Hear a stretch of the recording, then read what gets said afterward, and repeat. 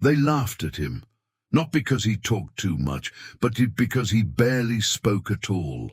They called him the quiet boy, the one nobody noticed, except to mock. But everything changed the day he sat in front of a draft board, because the same boy they ignored was about to reveal something no one saw coming. Before we continue, if you believe hidden talent deserves a chance, like this video, subscribe for more powerful African stories, because this story will stay with you. Now, listen carefully. His name was Solomon, a boy from Lagos, but he didn't grow up in a home. He grew up on the streets. No parents, no family, just survival. Then, one day, a couple took him away, not to give him a better life, but to use him. They brought him to the United Kingdom to work as a nanny, a child, forced to care for another child. School was not an escape. It was worse.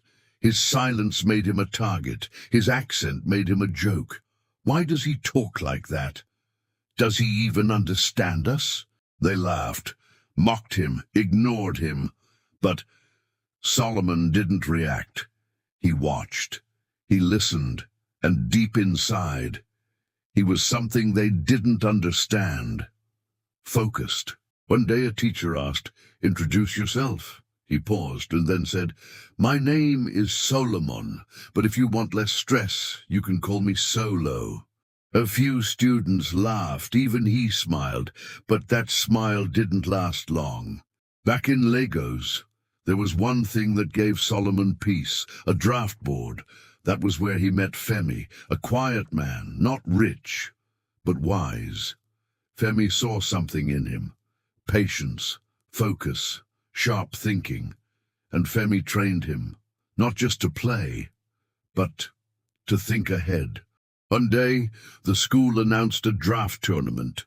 Most students joined for fun, but for Solomon, this was something else. This was his only way out.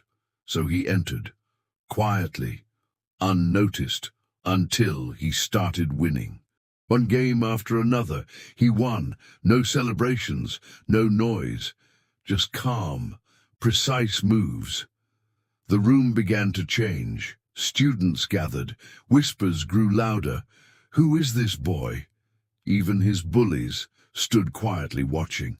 The final match arrived. Silence filled the room. Every move mattered, and among the crowd stood a man, well-dressed, observing carefully, Mr. Tim, a billionaire, half Nigerian, half British. And he was impressed. The final move was made. Silence. Then, victory! Solomon had won. The quiet boy was now unstoppable, and for the first time, everyone saw him. After the game, Mr. Tim approached him. He asked questions, and when he heard Solomon's story, he didn't see a servant. He saw a son. And in that moment, Mr. Tim made a life-changing decision. He chose to adopt Solomon. The process took time: investigations, documents, legal checks. Then finally, in a quiet office, the papers were signed, and just like that, Solomon became his son. Not a worker, not an outsider, a son. But justice has to be served. The couple who brought him had broken the law. They brought a child into the country to work, and when authorities found out, they acted. One morning, there was a knock, the police, and the couple were arrested. Months later, Solomon returned to Lagos, but not as the boy who once slept on the streets. This time, he returned as a son, standing beside Mr. Tim, not as a stranger, but as family. They found Femi, the man who had once sat across from a young boy on a dusty street, teaching him how to think, how to stay patient, how to see beyond the moment. And when Femi and Mr. Tim recognized each other, it was more than coincidence. It was life, completing a circle. From the streets of Lagos, to a school in the United Kingdom, to a future no one could have imagined. Days later, at the airport, Solomon sat quietly beside Mr. Tim, but this time he wasn't afraid. No confusion, no loneliness, just something new, belonging.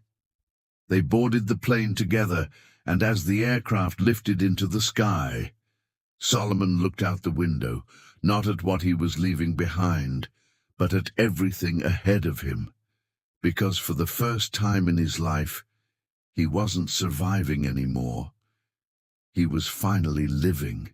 If this story touched you, please like this video. Subscribe to K Scripted for more powerful African stories. Comment Destiny if you believe talent can change lives. And share this. Someone needs to hear it.